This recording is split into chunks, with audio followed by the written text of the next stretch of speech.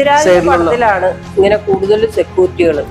എന്തിനാന്ന് എനിക്ക് മനസ്സിലാവുന്നില്ല. ഭക്ഷണം ഇല്ല, ബാത്റൂമിൽ പോവാനുള്ള സൗകര്യം ഇല്ല, അവിടെ ആണുങ്ങൾ ക്യൂ ആണ്. കറുത്ത കോട്ടിട്ടവന്മാര് എന്തൂരം പറയാം, ചുമ്മാ മല്ലന്മാര് എന്തിനും വേണ്ടി നടക്കണവന്മാരായിട്ടാണ് അവിടെ എന്തൂരം ആൾക്കാരെ എന്നറിയാം പരിഹസിക്കലും ആട്ടിലും അവിടെ നിൽക്കുവാണ്. നമുക്ക് പെണ്ണുങ്ങൾക്ക് അവിടെ പോകാൻ പറ്റൂല ബാത്റൂമിൽ പോകാൻ. ഞാൻ പലവട്ടം ചോദിച്ചത്, അല്ല ഞങ്ങള് ബോഡി വാർഡന്മാരാണ്, ഞങ്ങൾക്ക് ഇവിടെ നിന്നേ പറ്റുള്ളൂ. പ്രായമുള്ളവരൊക്കെ ഉണ്ടല്ലോ, അവർക്കൊക്കെ ഒന്ന് ഇത്തിരി വെള്ളം കുടിക്കാനും ഒന്ന് ബാത്റൂമിൽ പോകാനൊക്കെ പോണേനാ പൗതി ഇവിടെ എത്തുമ്പോഴേക്കും ഉമ്മാരെ ഓടിക്കുകയാണ്. ബേസിലിനെ കണ്ടിട്ടുണ്ട്, ബേസിലിനെ കണ്ടിട്ട് ജാനമനിൽ ഞാനുണ്ട്.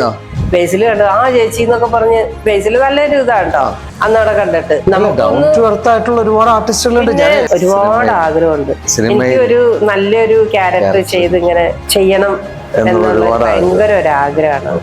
ഞാൻ കലേനെ ഒത്തിരി സ്നേഹിക്കുന്ന ഒരാളാണ്.